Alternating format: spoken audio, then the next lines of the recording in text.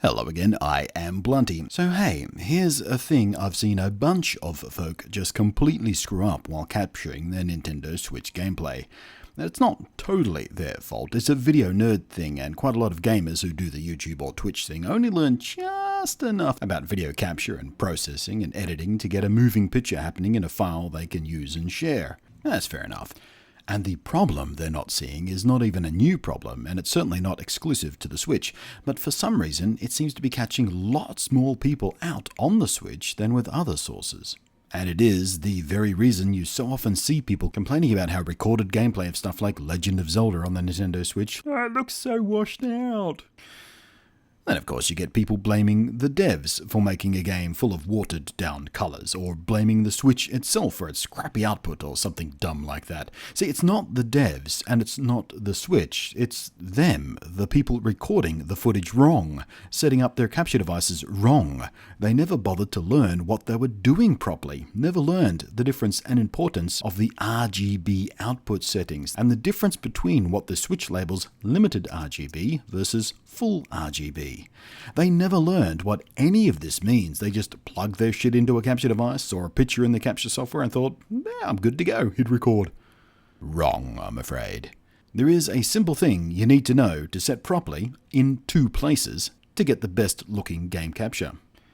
The settings in your Switch's TV output menu are full RGB and limited RGB and automatic. Forget automatic, that's how you wind up in trouble. You'll want to set this manually, preferably to full RGB if your capture card supports it.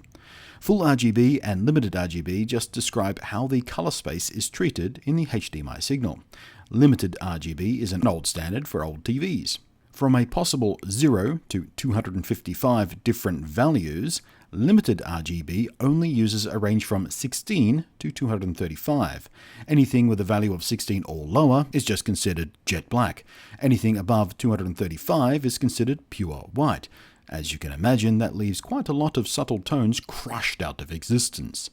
Meanwhile, full RGB uses every possible value from 0 to 255, so you get a broader range of tones. And the reason you see gameplay recorded of the Switch that looks washed out is because the person recording it hasn't properly set and matched this setting between their Switch and their capture device. If you're using a current model Elgato capture device, like I do, in my case, the internally mounted HD60 Pro, which I love and swear by the way, for the record, but it's the same process for the external Elgato models too, and a similar process for all the other brands out there. You'll need to bring up your settings, in this case by hitting the little cog, and change the setting from standard, another name for limited, to expanded, also known as full. Unfortunately, not everyone calls this setting the exact same thing, which is weird because it's a standard, but the name for it doesn't seem to be standard. But it will always be labeled HDMI color range or RGB color space or something similar. And it will usually have two settings that should, now that you have some context for what's going on and what to look for, be fairly obvious. And for a third time, just to make sure it sinks in, you must make sure that whatever you set on your Switch, you match it in your capture card settings. A mismatch is a bad idea. It's going to make your footage look awful. If your Switch is outputting full and you're only capturing limited, you've screwed up. Same is true, vice versa, and any mix match thereof. If you match limited output with limited capture, you get a picture that looks like this. And when you compare it to full RGB output and full RGB capture, you get this. Quite the dramatic difference. And as you can see quite clearly demonstrated now, neither the Switch nor the new Zelda game are responsible for that so-called washed out look that everybody's bitching about. It's just the fault of people who never bothered to learn what the settings on their capture device do, or some basics about how video feeds even work to begin with.